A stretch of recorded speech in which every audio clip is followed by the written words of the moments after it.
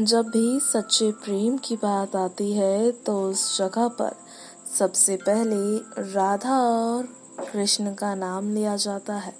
पूरे संसार में ही राधा और कृष्ण के प्रेम की मिसाल दी जाती है।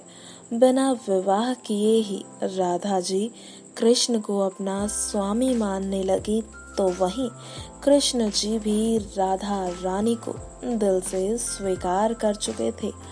पुराणों में भगवान श्री कृष्ण को भगवान विष्णु का अवतार बताया गया है, तो वहीं राधा जो थी वो लक्ष्मी का स्वरूप मानी जाती हैं। कृष्ण के बिना राधा अधूरी है, तो राधा के बिना कृष्ण भी अधूरे हैं। जी हाँ, तो चलिए आज हम आपको राधा रानी के जीवन से जुड़े 5 ऐसे सत्य बताने जा रहे हैं जिनके बारे में आपको जरूर ही पता होना चाहिए।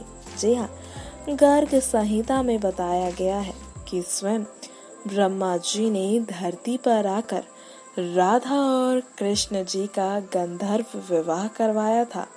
कृष्ण जी के पिता उन्हें अक्सर पास में स्थित भंडीर गांव में घुमाने ले जाते थे। वहीं उनकी मुलाकात राधा रानी से हुई और दोनों के बीच की मित्रता बढ़ गई। एक बार की बात है, अचानक से आसमान में बिजली चमकी और चारों तरफ अंधेरा छा गया। तब रोशनी की एक किरण के राधा रानी जो थी वो प्रकट हुई और ब्रह्मा जी भी धरती पर आ गए। भगवान कृष्ण भी अपने बाल रूप से किशोर रूप में आ गए। तब खुद ब्रह्मा जी ने सखियों की मौजूदगी में राधा और कृष्ण का गंधर्व विवाह करवाया था। वहीं विद्वानों के अनुसार महाभारत में भी राधा जी के बारे में कुछ भी नहीं बताया गया। वहीं भागवत पुराण भी उनके बारे में कुछ नहीं कहती। राधा रानी के बारे में आपको पद्म पुराण और ब्रह्म वैवर्त पुराण में सुनने को मिलेगा, जिसके अनुसार राधा का जन्म बरसाने में वृषभानु नामक गोप के घर हुआ था। वहीं कुछ लोगों का ये मानना है कि राधा का जन्म यमुना के निकट स्थित रावल ग्राम में हुआ। रिश्ते में राधा जी कृष्ण की मामी हो गई थी। दरअसल उनका विवाह कृष्ण की यशोदा माता के भाई रायाण से हुआ था, ऐसा कहा जाता है। तो वहीं कुछ विद्वानों का ये मानना है कि राधा नाम की कोई महिला थी ही नहीं, बल्कि राधा ही रुक्मणी थी। जी हाँ, राधा ही जो थी वो रुक्मणी थी। माना जाता है कि राधा का अलग से कोई अस्तित्व नहीं था, दोनों एक ही थे। दोनों को ही देवी लक्ष्मी का स्वरूप माना जाता है। कहने को तो राधा जी का जन्म शुक्ल पक्ष में हुआ था और रुक्मणी जी का जन्म कृष्ण पक्ष में, लेकिन दोनों ही माता लक्ष्मी के अंश थी। इस कारण दोनों को ही एक माना जाता है। वहीं आपको ये भी बता दें कि राधा और कृष्ण एक दूसरे से प्रेम करने लगे थे। जब ये बात राधा जी के घर वालों को पता चली तो उन्होंने राधा जी को कैद कर लिया।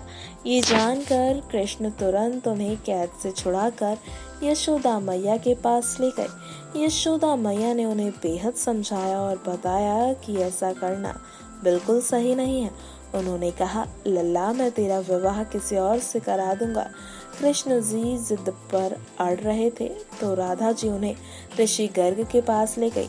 तब उन्होंने कान्हा को समझाया कि उनका जन्म इस विवाह के लिए नहीं बल्कि अन्य महा उद्देश्यों के लिए हुआ है। तभी उन्हें मथुरा से बुलावा आ गया और वो राधा रानी के पास वापस लौटने का वादा करके मथुरा चले गए। फिर वो कभी लौटे ही नहीं और ये थी इन दोनों की आखिरी भेंट। वहीं आगे आपको ये भी बता दें कि राधा के पृथ्वीलोक छोड़ने से पहले श्री कृष्ण उनसे मिलने आए हुए थे। राधा रानी ने कान्हा से कहा कि वो उनकी मुरली की धुन सुनना चाहते हैं और सुनकर ही वो धरती से विदा लेना चाहती हैं। तब कान्हा ने मुरली बजाई और राधा गोलोक वापस चली गई। कहते हैं कि श्री कृष्ण अपनी प्रेमिका की मृत्यु बर्दाश्त न कर पाए और उन्होंने अपनी बांसुरी को तोड़कर झाड़ी में फेंक दी। उसके बाद श्री कृष्ण ने जीवन भर कभी बांसुरी नहीं बजाई। तो ये थे राधा रानी के जीवन से जुड़ी कुछ 5 बातें। आशा है आज की जानकारी आपको बेहद पसंद आई होगी। इसी तरह की अन्य वीडियोस पाने के लिए देखते रहें हमारा चैनल और हमारे चैनल को सब्सक्राइब करना ना भूलें। नेक्स्ट 9 स्पिरिचुअल से आर्थिक रिपोर्ट।